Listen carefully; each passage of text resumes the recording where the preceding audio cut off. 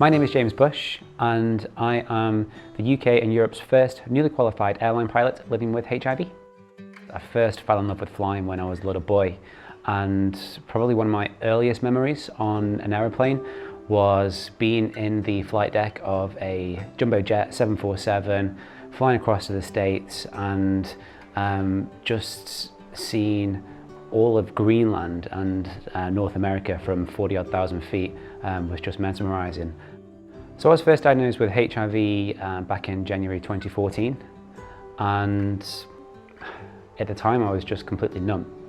It didn't seem real, and I guess the worst bit for me was walking outside and getting a phone call to say, you know, congratulations, you've got through to the final stage of a pilot training course, and was told that I couldn't become a pilot because of my HIV status. Was devastating. I was just devastated.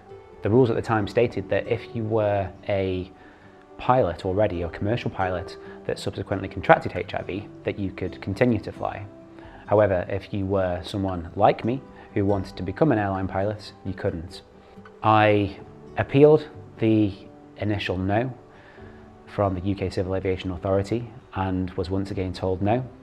I gathered evidence from medical experts in the UK, in Europe, across the world. I put a medical argument, a legal argument to the authorities, but the answer was still no. So for me, it wasn't just about the rules being discriminatory. It was that these discriminatory rules were rooted in outdated attitudes. They were rooted in stigma. And at that point I knew that I needed help.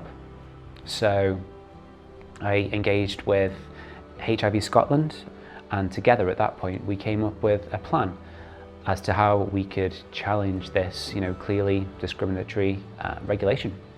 And after sort of about a year, I guess, of campaigning from start to finish, the UK CAA did a U-turn, and they said, yes, you can fly, or at least you can start your training. It was amazing, incredible, and completely unexpected. But at that point, that was when I sort of knew and thought, at least HIV hasn't won.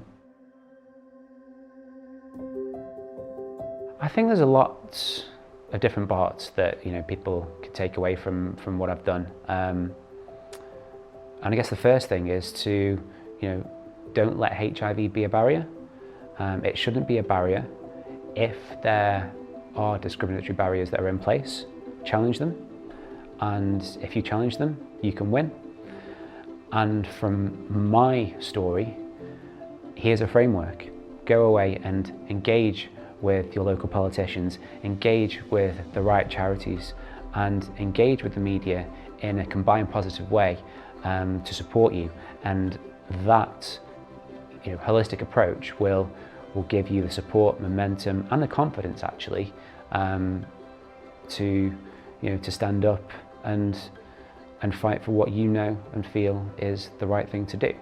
I think for anyone who gets to the point of feeling completely overwhelmed and wanting to give up, it is just to know that there are so many people out there who have been in that same position. I've been in that position. There is light at the end of the tunnel, and there are individuals and organisations who can and will support you. Don't be afraid to reach out and take that support, because you're not alone. There's no need to be alone. And with that support, you can overcome whatever barrier or discrimination it is that you might be facing.